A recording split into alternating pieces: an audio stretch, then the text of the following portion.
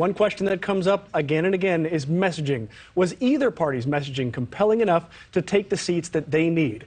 Here now to break it down, let's bring in Stephanie Grisham, who served as the White House press secretary during the Trump administration. We also have remotely Crystal Knight. She's a Democratic strategist and the former political director for Priorities USA, the largest Democratic presidential super PAC in Washington, D.C. Thank you both for joining us. Thank you for having me. Exciting. Stephanie, good morning. You're here. We're going to start with you. You've worked on a number of recent Republican campaigns. So how does the GOP's messaging compare this year to previous campaigns? I think that Republicans, by and large, have been spot on in terms of the economy, inflation, gas prices, crime, and then immigration, too, for the border states. I think that has been vital. The Democrats, I think, have been focused on democracy and abortion. The jobs report was good. I will give Biden credit there. But I do think that the Republicans have come out on top this way. A Republican strategist saying that, I'm shocked. No, I'm just kidding. Let me ask you this, though. Are they hitting the right notes with voters, though? Like, is this...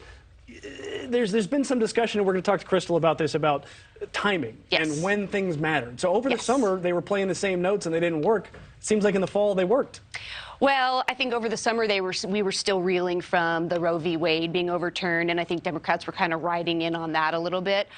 Democracy, and look, I am the first who has been shouting from the rooftops about democracy and the extreme wing of my party. So let me be clear there. But I think right now people are actually feeling pain at the pumps. People are feeling that their grocery prices are up. I mean, I live in Midwestern Kansas, and I know that my neighbors are talking about how expensive food is and worried about Thanksgiving, frankly, and putting food on the table. That is a big worry for a lot of folks out there. Now, Crystal, let's go to you now. What do you think of the Democrats' messaging, specifically this campaign cycle? Do you think that they have done enough to convince voters to keep them in the majority? Well, I'm not sure that they've done enough. We've done enough to keep our end of the bargain. What we've been messaging on is, inflation, really trying to combat crime through proposing proper policy legislation that the Republicans refuse to pass.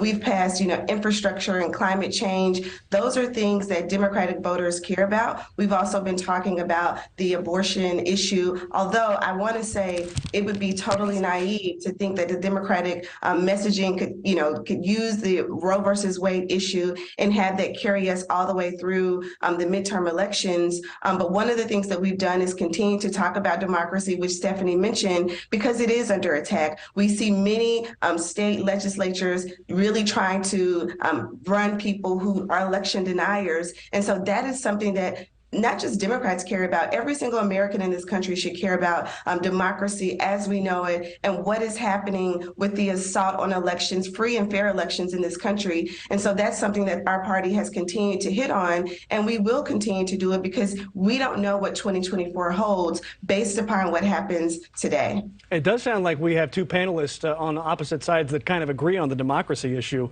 So that's good that we should all preserve democracy. I'm glad we're on the same page there. But Crystal, let me ask you, did the Democrats wait a little bit too long to pivot from the Roe versus Wade momentum that they had over the summer to more of those kitchen table issues like the economy? Yeah, actually, I actually tend to think that we did. I think, it definitely roused up our base. It got people out. We saw what happened in Kansas. And so we were excited about that. We were hoping that momentum, again, would continue throughout the fall. But ultimately, voters go to the polls based upon what's happening in their economic situation. And much what Stephanie just said, gas is high. The cost of basic goods and services is high. Groceries are high. And so if I can't control or think about where I'm going to pay for my next, tank of gas or the food that I have to provide for my family, then the abortion issue really is down the line for issues that I really care about and that are driving me out to the polls. Thank you for watching. Go to newsnationnow.com to find NewsNation on your television provider. And don't forget to click the red subscribe button below to get more of NewsNation's fact-driven, unbiased coverage.